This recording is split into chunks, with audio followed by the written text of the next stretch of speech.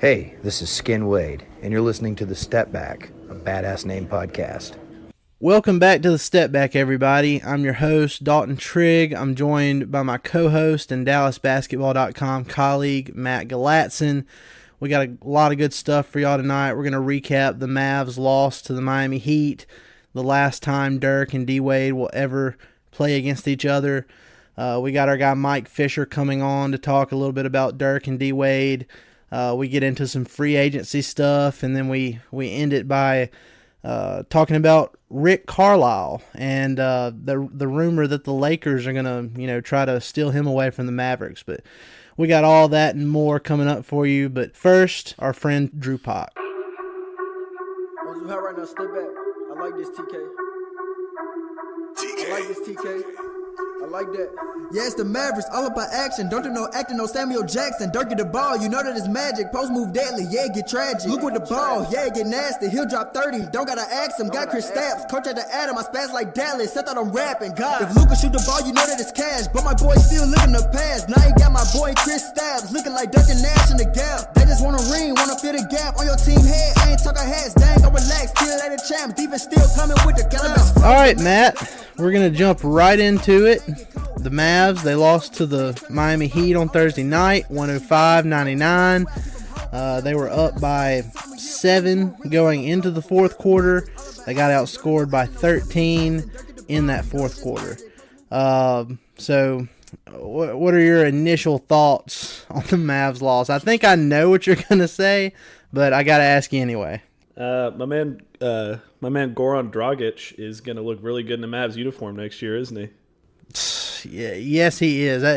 Look, I'm glad he had his triple double, and he completely dominated in that fourth quarter. But at a certain point, I was just like, please stop, like have mercy, please, because it was unreal how he just snatched that game away from the Mavs. And I really wanted this win.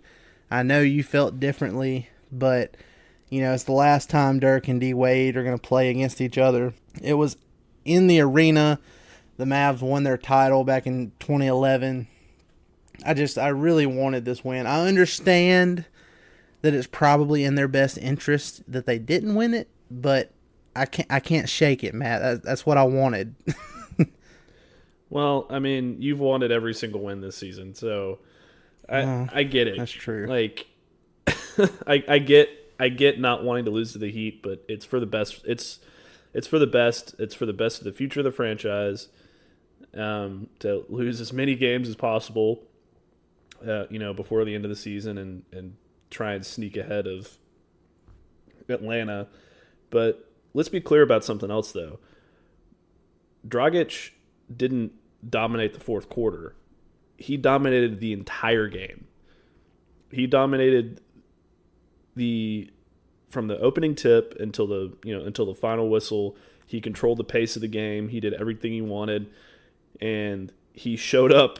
Frankly, his little brother, Luka, and they exchanged jerseys after the game, which was great. I'm pretty sure that Dwayne Wade. See, this is something you should feel good about.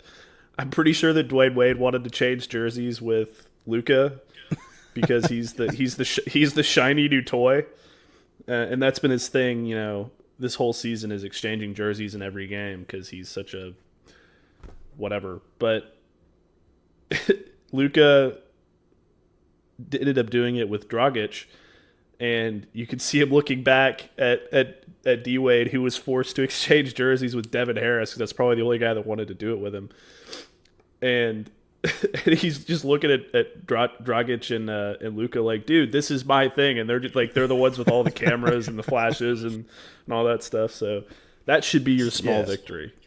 Well, that, and then somebody pointed out to me pretty quickly on Twitter in the aftermath, because I was pretty upset about that loss. I really, really wanted the Mavs to win this one.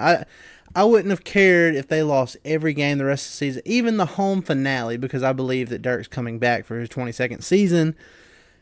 I just wanted them to win this game. And I know you said I've been wanting them to win every game. That is kind of true. But You've literally texted me after every loss, like, man, I really wanted that one. It's like, well, it's not. you can't That is not. That is an over exaggeration. That's like 75% true. Okay, it's 75% true, but it is an over exaggeration.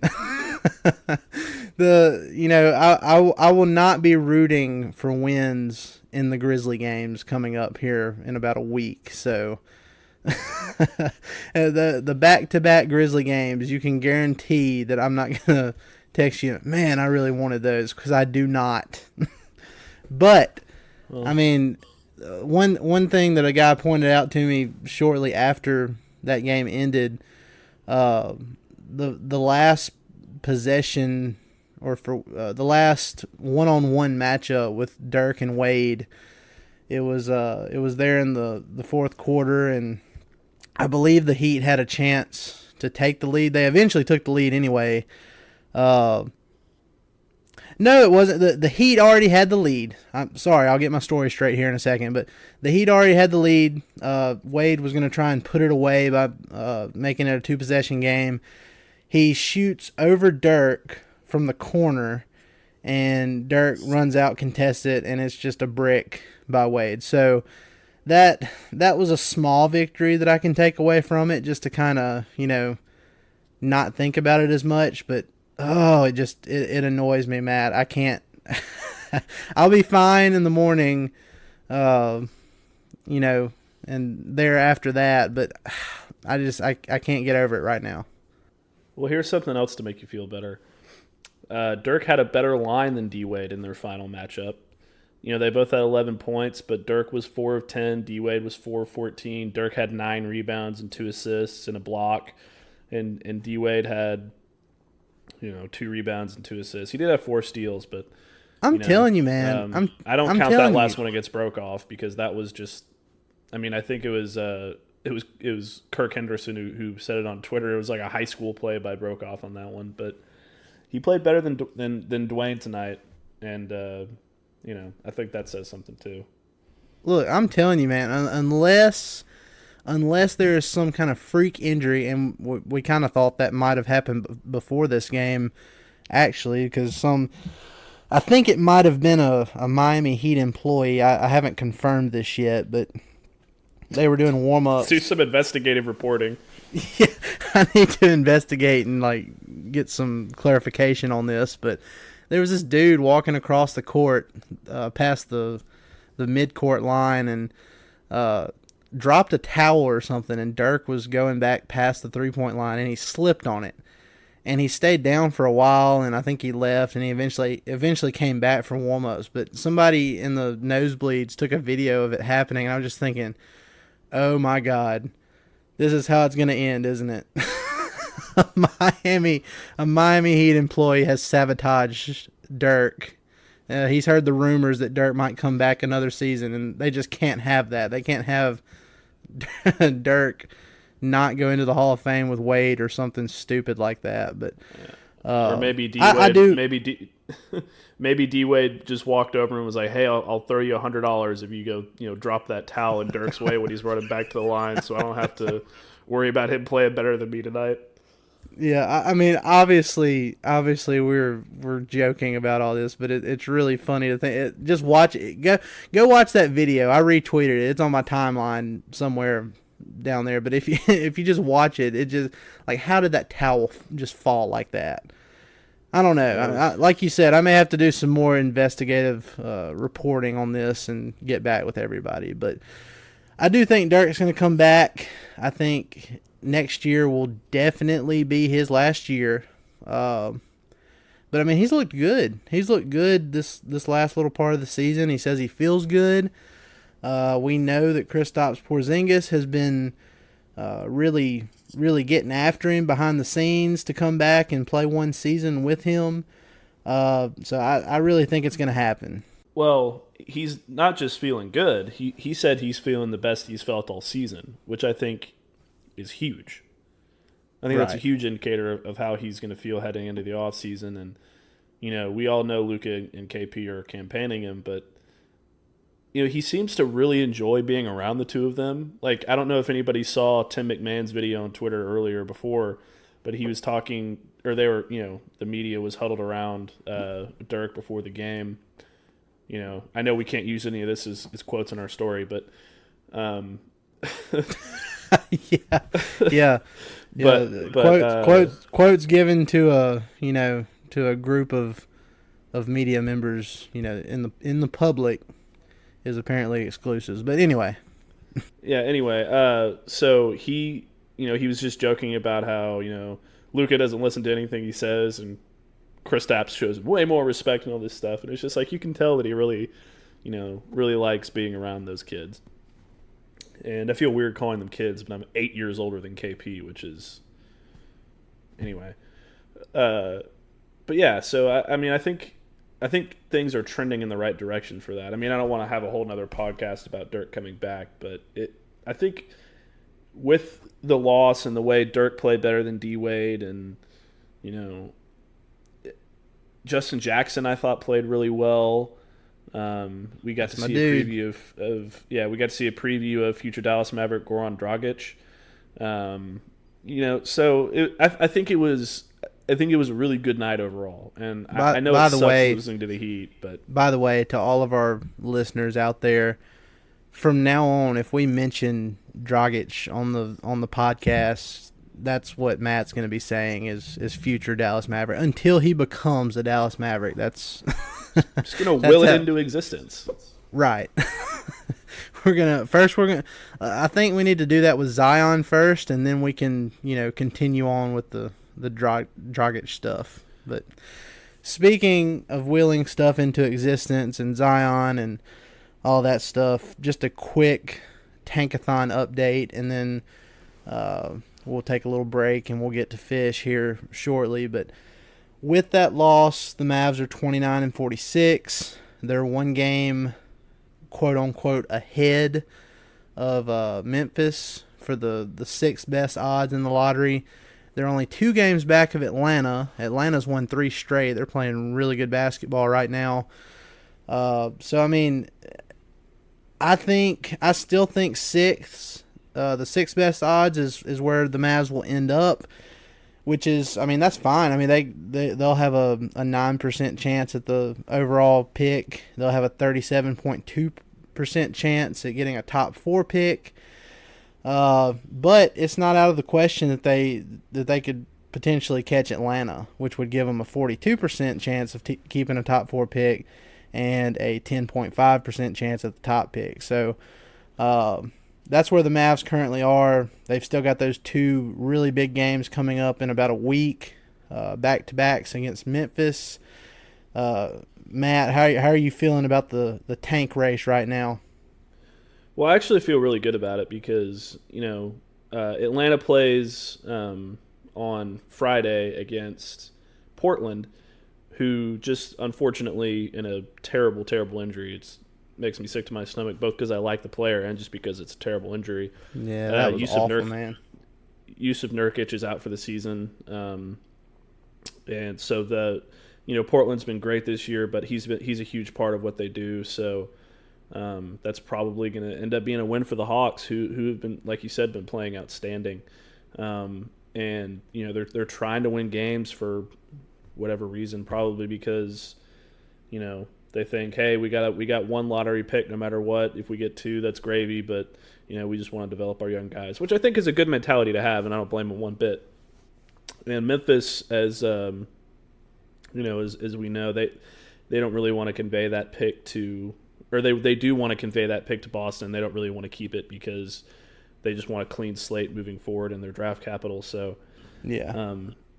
So I think with both of those teams actively trying to win and the Mavericks only being 2 back of Atlanta, I feel pretty good about it. I was not feeling great about it the other day after they just thrashed Golden State, but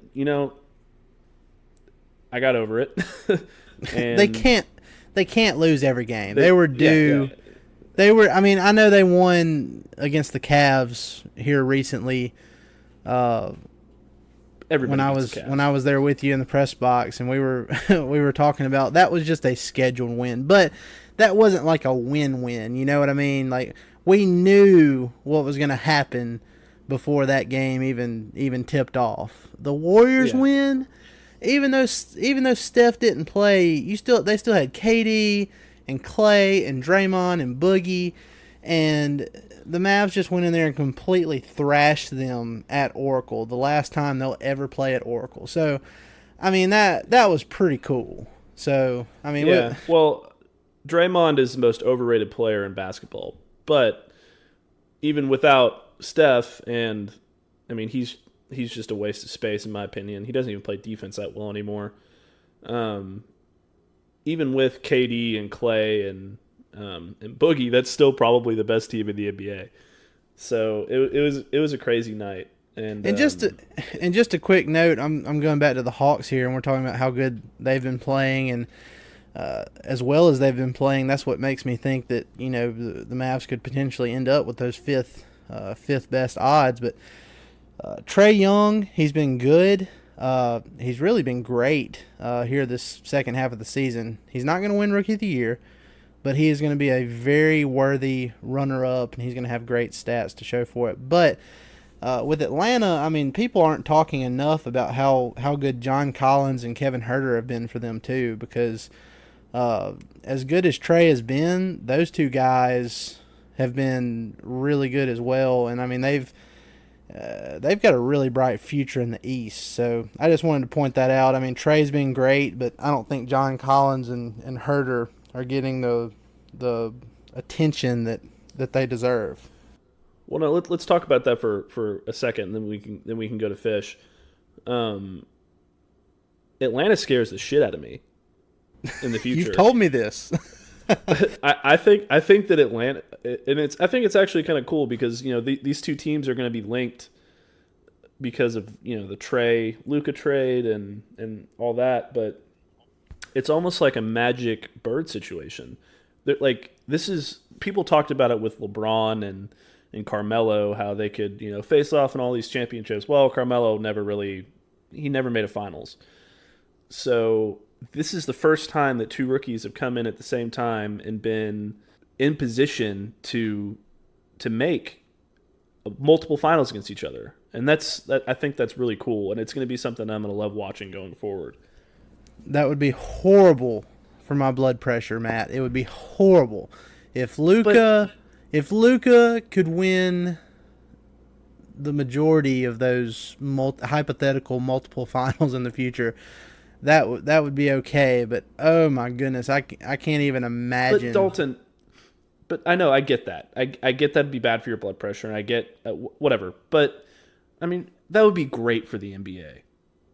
Having another Magic and Larry Bird saved the NBA, and the NBA doesn't need saving, but it needs a fresh. It needs a fresh new energy. I mean, people are getting tired of the whole LeBron thing. They're getting tired of the Warriors.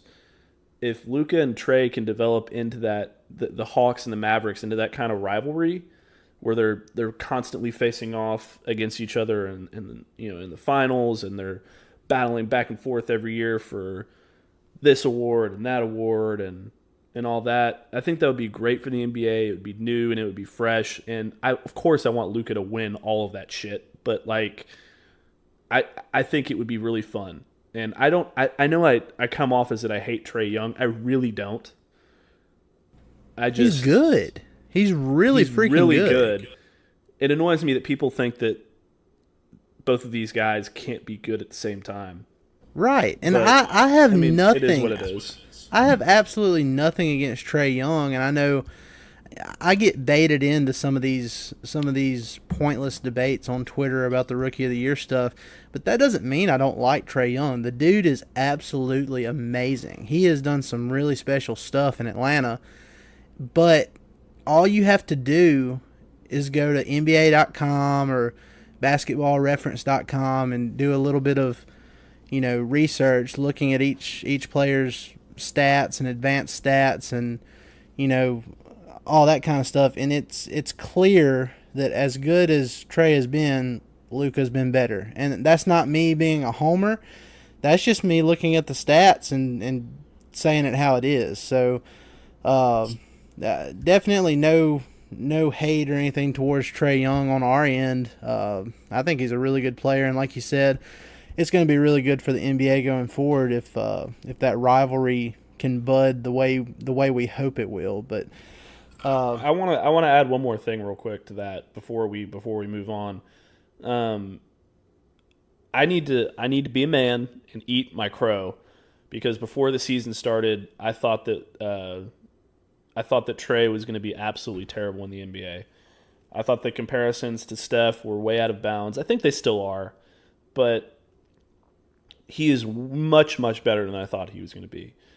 And I was very outspoken about how I thought that, he was essentially the one player I didn't want the Mavericks to draft out of those top 5 to 7 guys that everybody's talking about. Well, and I still don't... I was really wrong, and I just want to admit that onto the media sphere, so I can get it off my chest. Well, I'm glad you've gotten some closure there, but I mean, look, I thought he would be inconsistent, which, as great as he has been this second half of the season, he started off, really poor, especially with his shooting percentages, and I kind of thought that he would wear down. I thought he might start out hot and then wear down towards the end of the season like he did at Oklahoma last year and into the NCAA tournament. It's kind of been the opposite. He started out really slow, kind of sluggish, had to find his footing, and now he seemingly has got it. So right now he's like an NBA Jam player. Right. So, I mean, good for Trae. I mean, he's been great. He's going to make for one heck of a Rookie of the Year runner-up to Luka. And it's gonna be great watching those two teams go at it in the near future. But we could talk so much more on that. But first, we're going to take a little bit of a break here. When we get back, we're going to have our guy Fish on here to talk about NBA free agency. We're going to talk about Dirk and D. Wade. And then Fish is going to tell us about his exclusive with Mark Cuban regarding the Rick Carlisle and the Los Angeles Lakers rumor. So hang tight.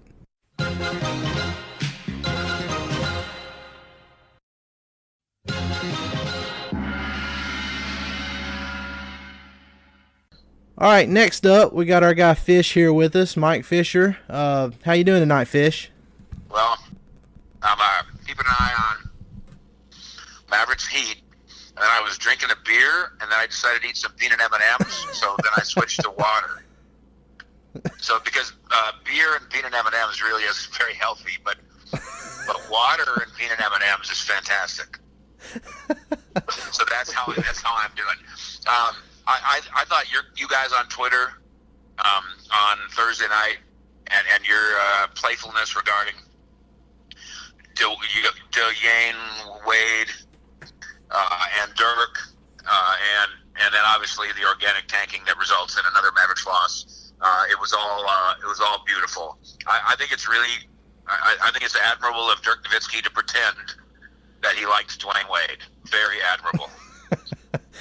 Well, people were. I've had a couple people tell me that, maybe the Mavs should have done a tribute video the same way the Heat did at American Airlines Arena Thursday night for Dirk and Wade. And I mean, I just don't have a problem with it. They're not. Why fake it?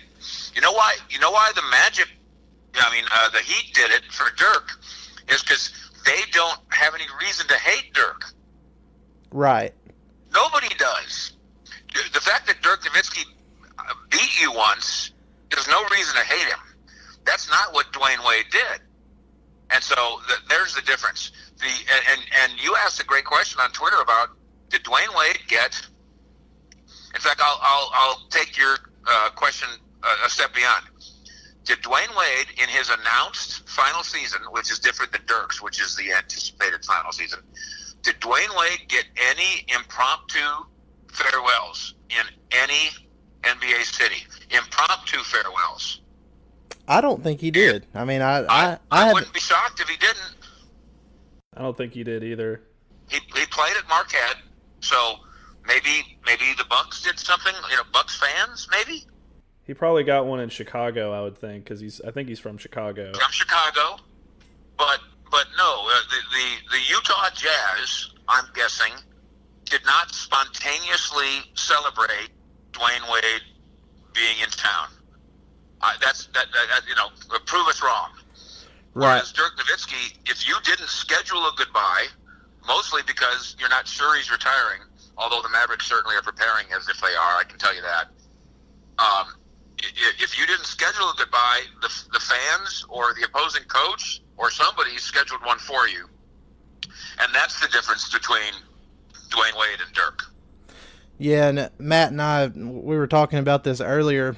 We were on different sides of the fence on this one.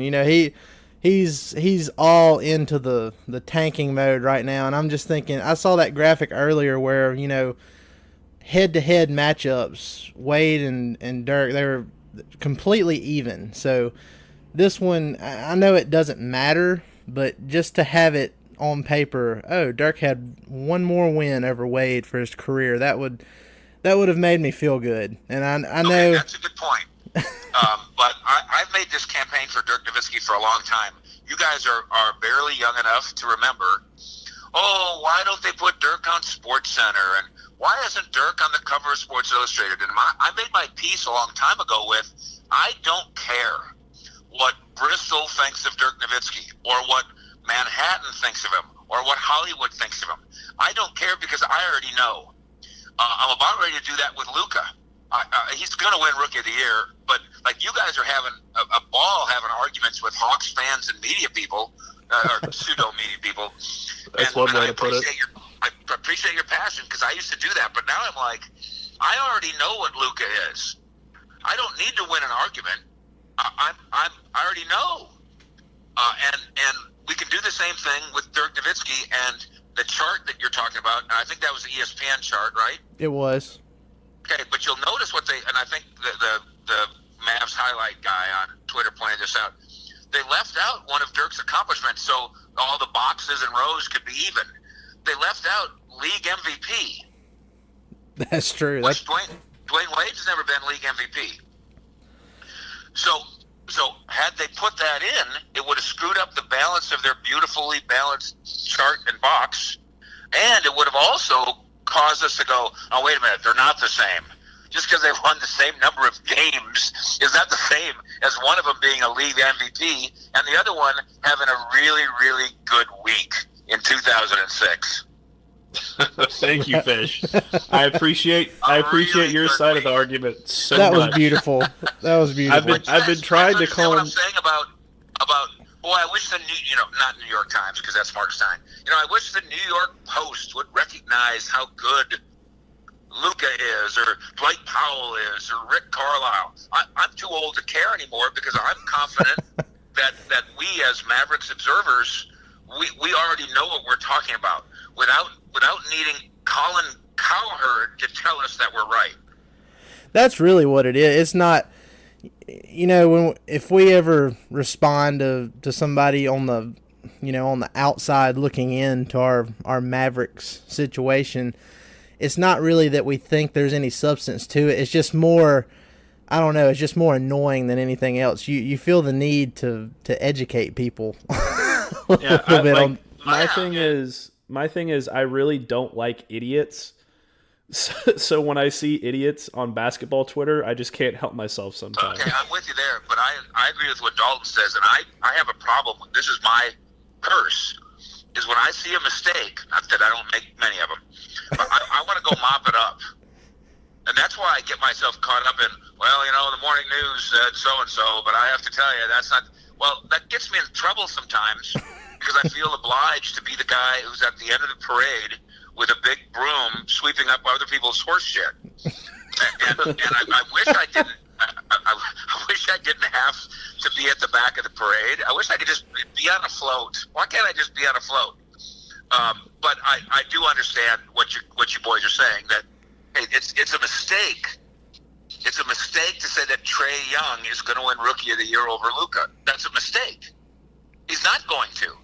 it's a mistake to say that Mike Fisher and Sean Sharif, because we had this deal the other day on 105.3 The Fan, or that Dalton Trigg or the Matt, that you guys think Luka's going to win Rookie of the Year because you're homers. The people that vote aren't homers. I don't even know how it works anymore. How many voters are there? Do you guys know? I have no clue. I don't know. But, I do know it's all the media. last time I checked, the predominance of voters are in New York and Los Angeles. They're not Mavs homers, and they're going to vote for Luka. So this isn't a homer issue. This is an obvious issue, and that's not to say, as we wrote the other day, I thought TJ Macias did a great job on this, that the Kings aren't wrong about Marvin Bagley. There's nothing wrong with Marvin Bagley. No, There's nothing wrong with Trae Young. There's nothing wrong with DeAndre Jordan. But they're not going to win Rookie of the Year. Luka Doncic is, and that's not a homer view. That's a fact. Yeah, I agree. And going back to that Dirk Wade, that picture, that little chart that they put up on ESPN, I definitely see what you're talking about. They had to make it look pretty. They had to make it look dead even, I think the headline was dead even at the top of it. But you're absolutely right. They left out a very important piece there, and they also left out the. Who's what? You 6'3"? Yeah, I'm 6'3", almost 6'4". Okay, 6'4", and Matt Galatzan, what are you, 5'11"? Sure. I can make you guys look like you're the same height if I just tilt the picture. That's ESPN true. tilted the picture. Well, Luka and Wade are not the same. They're not the same. Not in so many ways. Another thing they left out was the fact that Dirk just went back into sixth place all-time scoring past Wilt Chamberlain.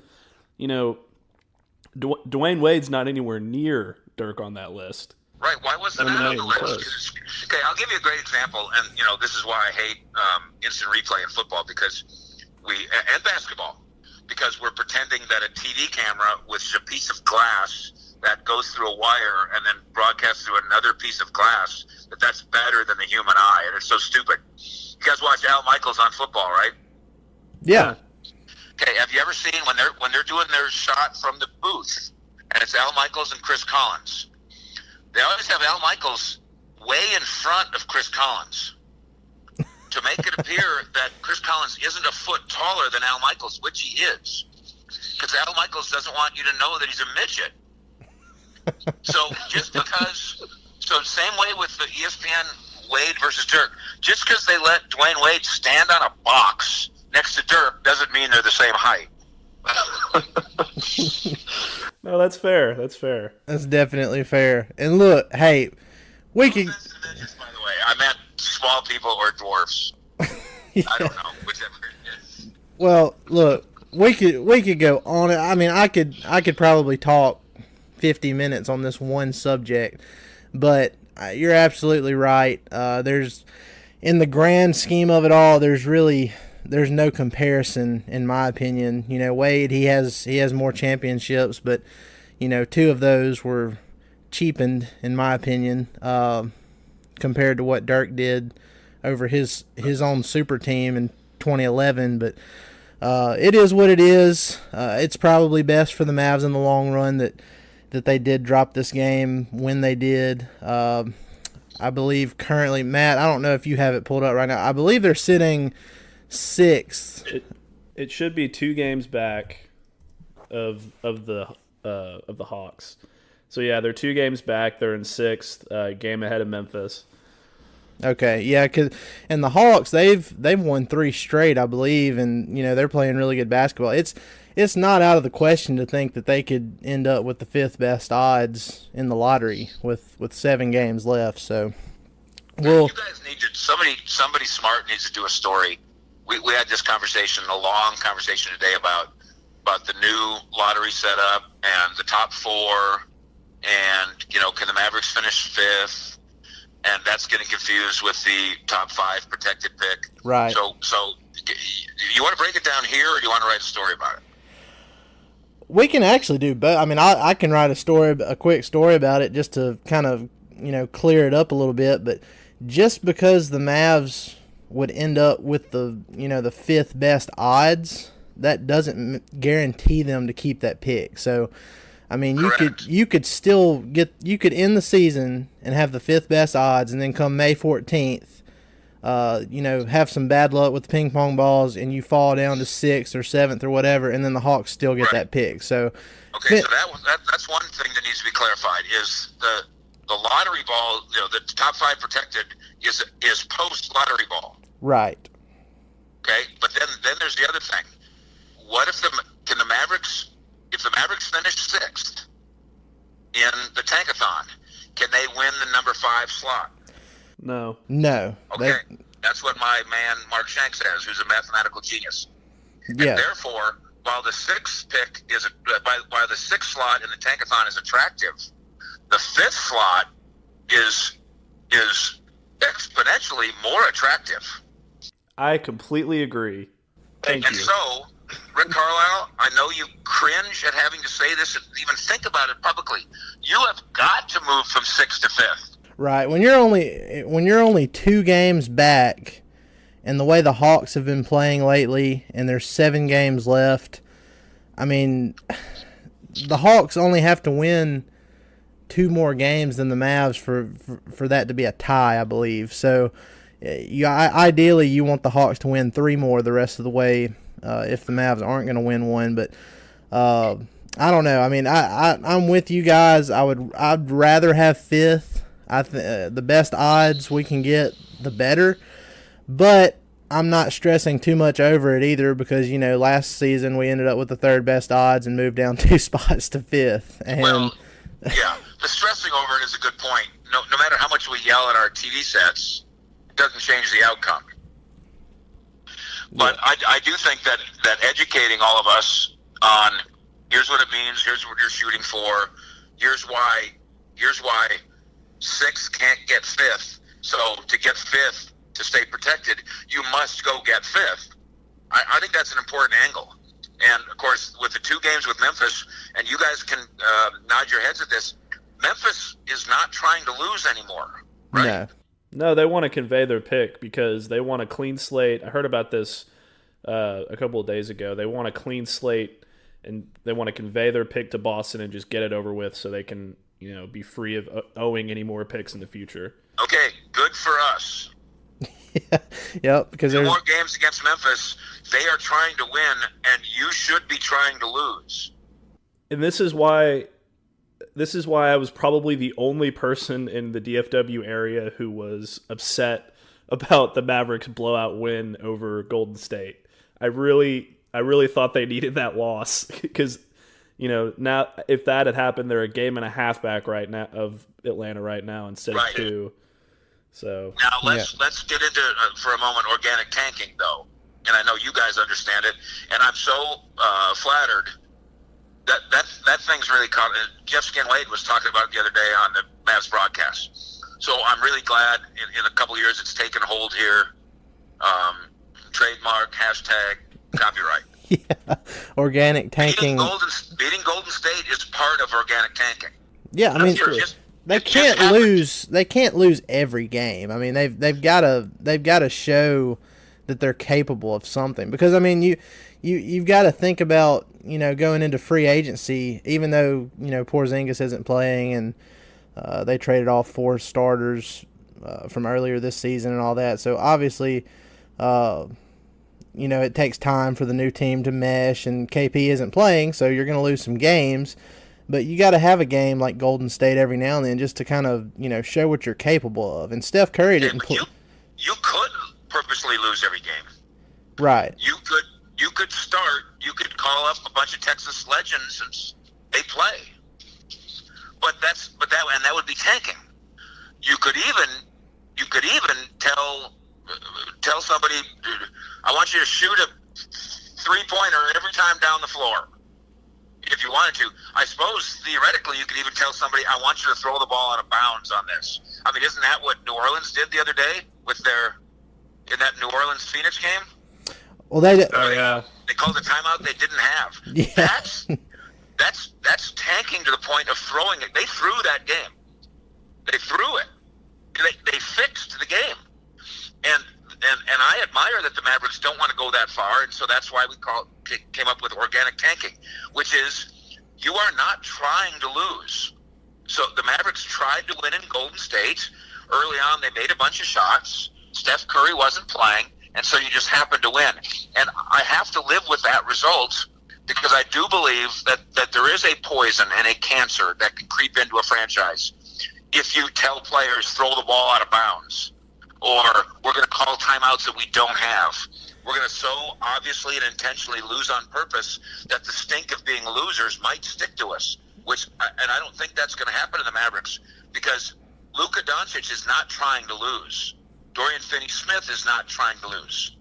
Instead, the Mavericks are letting things happen. What was the score tonight going into the fourth quarter? The score on Thursday night? That was... I think they were up 10. Mavericks were up 10. Close to it. Somewhere around there. They got outscored by... The fourth quarter just kind of happened. Yeah, they got outscored by 13 in the fourth quarter. So well, that's a shame. Yeah. So look, I think it would be really difficult on the ego and the psyche to say, "Hey, Kostas, you're going to start and play 48 minutes and shoot 3-pointers every time you touch the ball," because then that's tanking. This is better, and if the Mavericks end up losing a ping pong ball over it, I can live with it. One of the best tanking stats that and it's not a big one, but I've just been kind of looking at stuff here. Salah Mejri, for his career before this season, has shot 7 3-pointers. So for his entire career before this season, he's shot 7. He shot 8 in the last couple of months, and he's got 11 on the season. He's made 4 of them, so he hasn't been terrible, but they're letting Mejri let it fly from deep. So I mean that, and that's not trying to lose, because for Salah Mejri and everybody else in this league, being able to make 3-pointers, that's what coaches are telling all the players. So it fits into Salah's trying to win. He's trying to make them. This also, by the way, folds into Dalton Trigg's very public argument with certain media figures who disagreed completely with the idea that this is a, quote, better team than it was before the trade. There's no right answer. So Dalton, you're not necessarily right. But when we evaluate whether or not you're right, we need to throw in this guy got hurt. The team lost a bunch of games that was still trying to win, pre-organic tanking. This guy was trying to fit his way in. And then the next thing you know, Salah Mejri, who, if anybody needs a reminder, was the guy that got cut at the trade deadline. right. 3 days later, was back starting. He just got cut. And so, if you want to say that the Mavericks don't have some core talent that in some ways could help them now more than the group from before, then you're disagreeing not only with Dalton Trigg, you're disagreeing with Dirk Nowtizki, who said the other night, and we wrote the story about it, we're a better team than we were. Our record's not better, but this team is going places more than that team was, and that's enough. Right. Absolutely. This kind of brings me into something else that I wanted to talk about with you, Fish. And that's, obviously there's only, 7 games left now? Yep. And every game, at least in my opinion, that Luka keeps playing is an opportunity for him to get hurt and have to sit out next season. And I know I'm probably being a little soft about it. You know, he's being paid to play basketball. He should do his job, whatever. But could you make a case to shut him down for the rest of the year? First of all, to the soft thing, and I get it.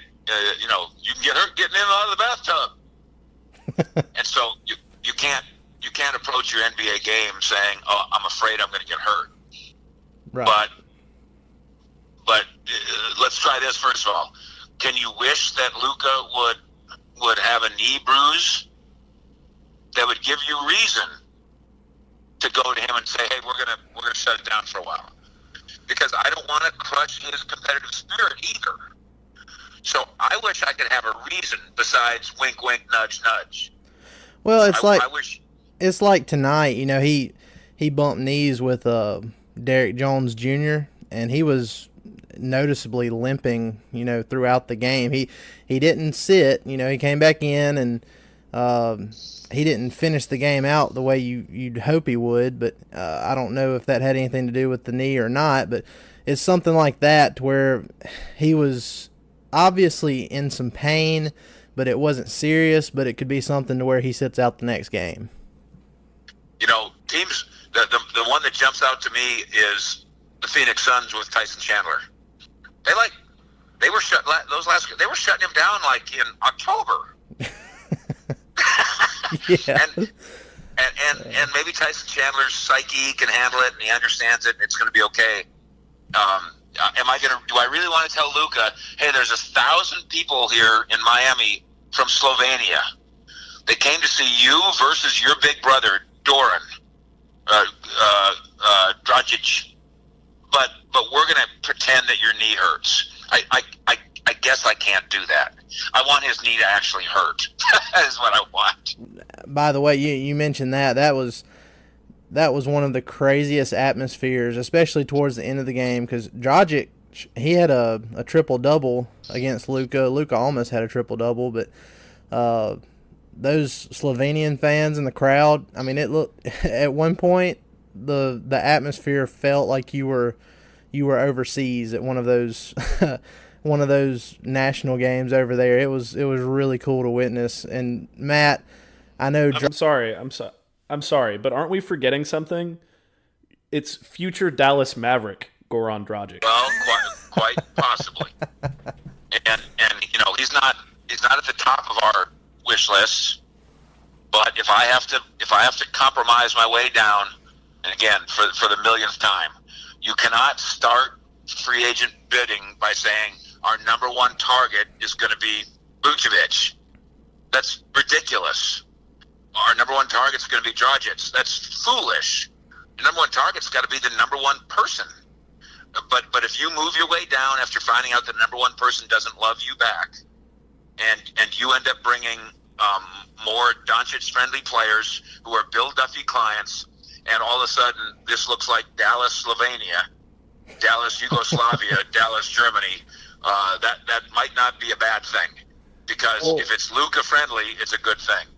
Well, let me be clear here. I'm not advocating for him to be their number one choice this summer. What I'm saying is, I think he's going to be a Maverick no matter what they do. So I think there are plenty of avenues to get it. We're going to ask you about this as well, about the kind of flexibility they have this summer, because, I mean, in the last time you came on our podcast, you talked about if an agent wants his player to be somewhere, or if a player wants to be somewhere, his agent can get him there. I see no reason why Dragic, I can never say his name, Dragic would not want to be in Dallas with his, you know, as you said it, little brother. They could use the biggest trade exception in NBA history and, you know, do it that way, or he could decide he's going to opt out and sign with Dallas, you know, a la DeAndre Jordan. But people poo-poo this, but the sign and trade is, you know, it's a tool. Yeah, so that as well. If he tells Miami, listen, and this would be the nicest way to do it, because we talk about how do we get, you know, so it's $30 million, right? Well, yeah, unless, because you can't get Kevin Durant for $30 million, so you have to do other things. Well, what about the stretch provision for Courtney Lee? Well, the problem with the stretch provision is it still costs you money. So why not just trade Courtney Lee? So in your example of Dragic, why not just go to Miami and say, hey, listen, he's leaving. We'll give you this, and this for him, and we'll take him. Right. And then you fold him into that money that you just flipped involving Courtney Lee. And then again, I'm still that better not be all you do. You know, he's an $18 million guy or whatever. That's not enough. But if he's half of what you do, because Durant, Thompson, etc. told you no, then the Mavericks are way better next year than they are right now. Way better, and a legitimate playoff contender, obviously. Yeah, and another way they could open up some more cap space. Obviously, Dwight Powell, he's got that player option coming up. And, even if he opts in at this point, he's been playing so well, the latter half of this season, that I don't think they would have any problem finding a trade partner for him if they just wanted to open up that space. Because, yeah, it's $10 million, but he's been playing really well. He's a good energy guy off the bench. He's been a starter a lot here lately, and he's played well in that role too. But it's also an expiring contract, so whoever would be trading for him isn't on the hook for him long. So I think that at first at the beginning of the season, I was kind of worried if he did opt in, maybe they wouldn't be able to do much with it. But at this point, the way he's played, I think he could be an asset for another team, and I think it'd be fairly easy for them to shed him if they wish to do that. Well, our David Lord at DallasBasketball.com was the first guy, and he pretty much predicted. He said they'll get out from under Harrison Barnes, and Dwight Powell will opt out. And people scoffed at him because we were coming up with those gigantic numbers of cap room that they could come up with. Right. Well, they did get out from under Harrison Barnes, and they can't lose on DP now. If he opts in, number one, and you keep him, that's a good $10 million player. There's nothing wrong with him as a player. I don't want him to – he's not a starter on a good team. But he's a good $10 million player. Two, he opts in, as you say, Dalton, and then you trade him, and some other team gets a good $10 million player. That's fine. Or, as David Lord has preached all along, he opts out because some other team wants to give him more than $10 million. And so it's win-win-win for the Mavericks. I really like him. I think everybody that knows him does. He is very earnest in his approach to getting better. He's very conscientious in his approach to getting better. And there aren't enough of those guys in the NBA. But having said that, I want my $10 million in cap room too. Well, I think that I'm assuming the cap is projected to go up this season. This summer. I feel like I've heard that somewhere. Is that the case? It is. It always does. Okay, so I feel like any team who, if Powell does opt in, any team who looks at him and sees what he can do and bring to the table with all the energy and the way he rolls to the rim and all those things, that is worth a lot.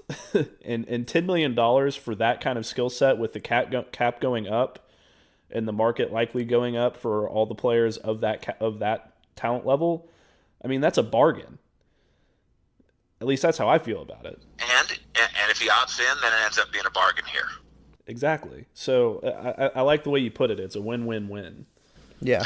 And I mean, we're talking about Powell, opting into a 1-year deal, and then there's a lot of options there and everything. Well, we were talking about Dragic, and it's really kind of the same thing. I mean, unless he opts out and the Mavs wanted to sign him to a multi-year deal, I mean, if you could pull off a trade, let's just to spitball here, say you send Courtney Lee to Miami or Dwight Powell or whatever, then you've got Dragic on a 1-year deal. And I mean, I believe he's 32 this year. Matt, you might know that offhand. I do not. Yes, Dragic is 32 years old, and $18 million this summer, I think, is the number. Yeah. Yeah. Well, I mean, people look at that age and think, man, well, I don't know, but I mean, you saw last night firsthand that what he can still do, and he's only 32, and people forget, like, when the Mavs traded for Jason Kidd back in the day, he was 34. And he still had a lot of real good basketball going forward, and that team was ready to win now, and, he was a vital piece to that championship team. So if the Mavs, they should be a win-now team with Kristaps Porzingis and Luka going into his second season, and If you add a guy like Goran Dragic and whoever else they potentially add this summer, I mean, I think it could be a surefire playoff team, and I'm not sure exactly how high they would be in that, but I think they would definitely make the playoffs. Well, we always like to remind people around here at DallasBasketball.com, never forget who runs this league. The agents run this league. Unlike any other league by far, in the NFL, the owners run the league.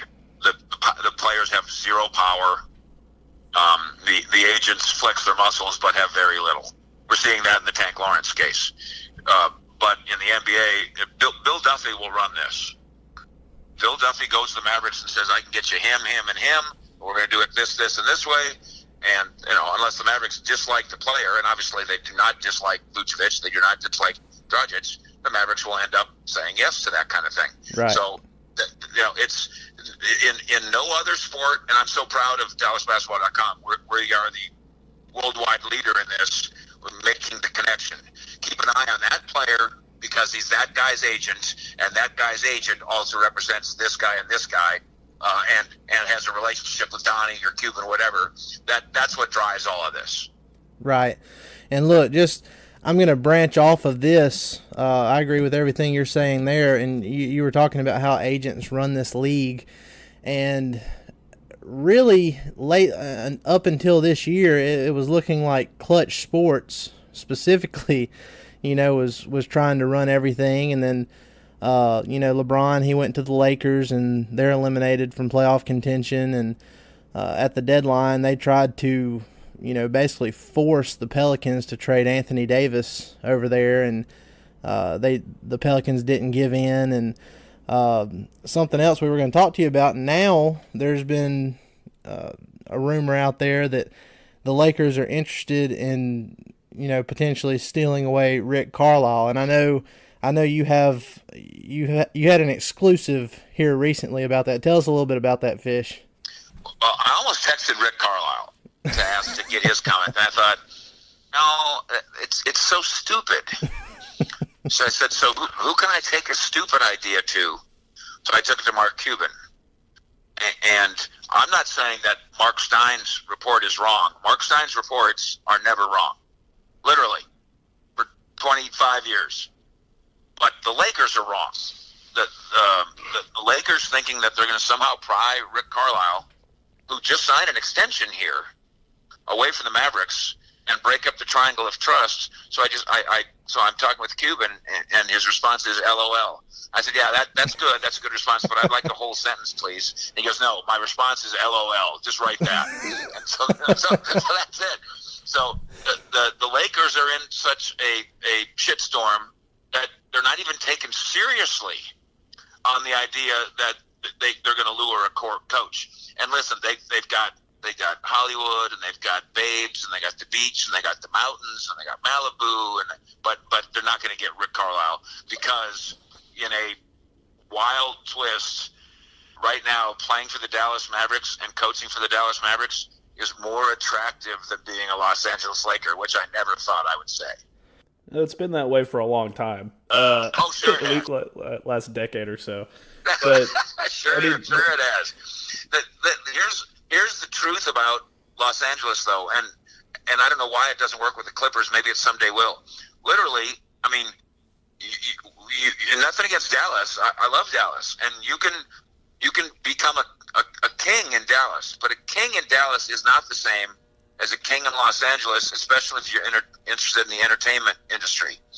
And so you become not just maybe you're not a movie star in Los Angeles. Maybe you're just a movie producer. And the next thing you know, you're helping to run Hollywood or the music industry or whatever else. It's really unique. It's nothing quite like it. New York's not like it. And I understand why a 23-year-old African-American guy who's single would want to be in Los Angeles. But Rick Carlisle is not African-American, is not 22, and is not single. Well, not only that, but I mean, I could see how certain players would want to play with LeBron, especially good three-point shooters, more role player types really at this point. But I mean, what coach would willingly want to play with LeBron given his track record of, how many coaches have been fired under his watch? So, I mean, You would have to be somebody who was picked by LeBron. right. It's And that not would be just Tyronn- about. That's why Tyronn Lue is going to be the next head coach of the Lakers. Well, it's not just about the fact that LeBron has a track record for running coaches out of town, or that he has his guys, or whatever. This also is about Rick Carlisle, because he's a guy who likes to be in control, and he likes things done his way. We saw it with Rajon Rondo and Dennis Smith Jr., and that is not who LeBron is. Correct. Those two knots who, and this goes for a lot of management teams, ownership teams in the NBA. Listen, Mark Cuban, love him or hate him or flawed or whatever you think, they have come up with a formula, and we call it the triangle of trust. And more than ever now, Donnie Nelson is really the general manager, and Mark Cuban is really the owner, and Rick Carlisle is really the coach. And they don't conflict. They certainly don't conflict publicly. They have incredible trust with one another. They don't have the owner's wife making declarations around here. They don't have the owner having some buddy that he met at the racetrack and he makes him the head scout. All these other zany things that happen in these other NBA cities, we don't have that here. And it's because Cuban and Donnie and Rick Carlisle have a uniquely special relationship. And I think Carlisle appreciates it too much to say, yeah, I know, but I'd also like to be a record producer, so I'm going to go to the Lakers. When the whole report, I also am a big, gigantic fan of Mark Stein. I think he's brilliant. The guy's amazing. He's probably my favorite NBA reporter, not named Mike Fisher. Yeah. So, Nice. so, every time he says something, I take it as gospel. But, as you said a minute ago, Fish, the Lakers are going to say what they want to say, and they're going to have that kind of, that personality and that arrogance to think they can just go get whoever they want, whenever they want. And that doesn't, the whole thing is just asinine to me, and it made me laugh. The organization that's tried to pull that for 20 years publicly is the Knicks. For 20 years, the Knicks are saying, "I'll tell you who we're targeting this year. We're going to get astronauts. We're going to get superstars. We're going to get presidents. We're going to get anything we want." And then they get nobody because the city is special, but the franchise isn't. And the Lakers haven't now made the playoffs in 6 years. So the city is special, but the franchise specialness is fading. And the fact that LeBron James couldn't take them anywhere, I still find stunning. I really do.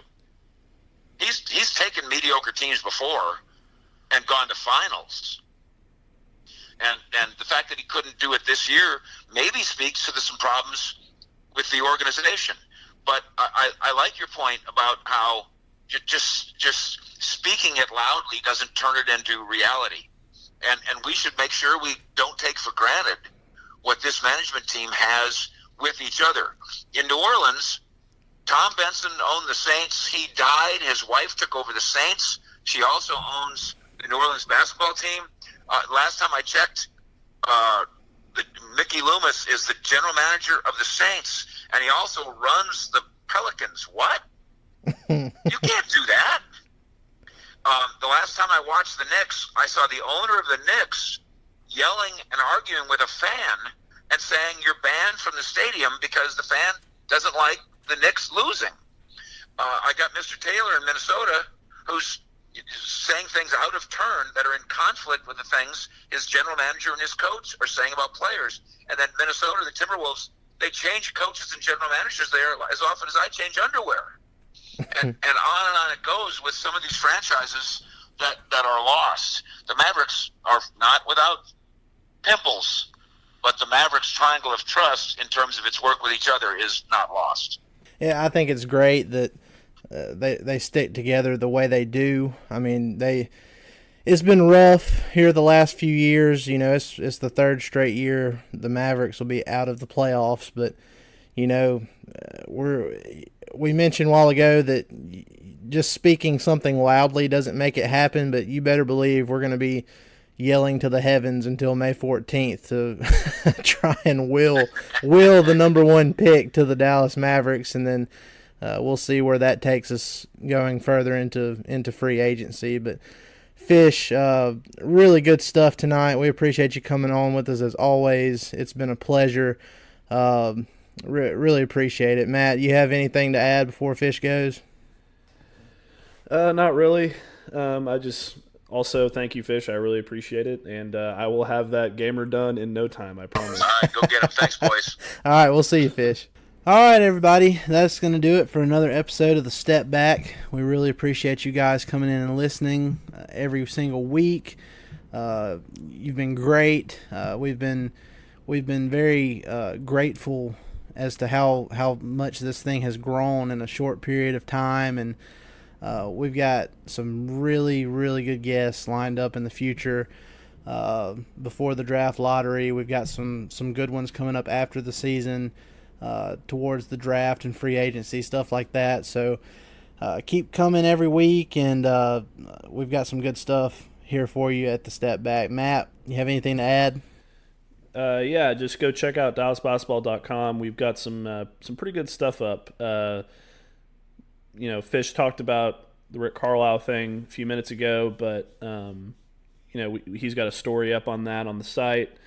I've also got we've got TJ's thing up there about the Kings and the Mavs and Bagley versus Luka and all that.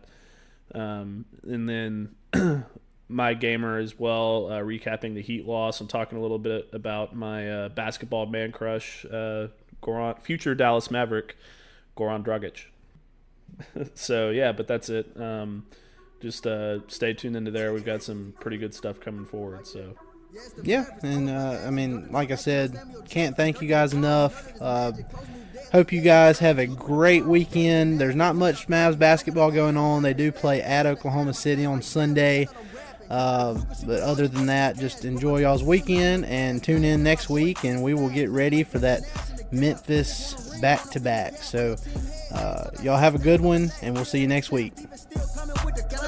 The man's the best on the floor. I'm wild, but yeah, I'm the GOAT. This game get cold. Yeah, you might need a coach. Your friends turn into your foe. But I'ma just roll. Gotta keep rolling your boat. Yeah, I swear I give them hope. I say I'm cleaner than the soap. This time of year proves who will really sink afloat. For yeah, real. It's the Mavericks. All about action. Don't do no acting. No Samuel Jackson. Dirk at the ball. You know that it's magic. Post move deadly. Yeah, get tragic. Yeah, it's the Mavericks. All about action. Don't do no acting. No Samuel Jackson. Dirk at the ball. You know that it's magic. Post move deadly. Yeah, get tragic.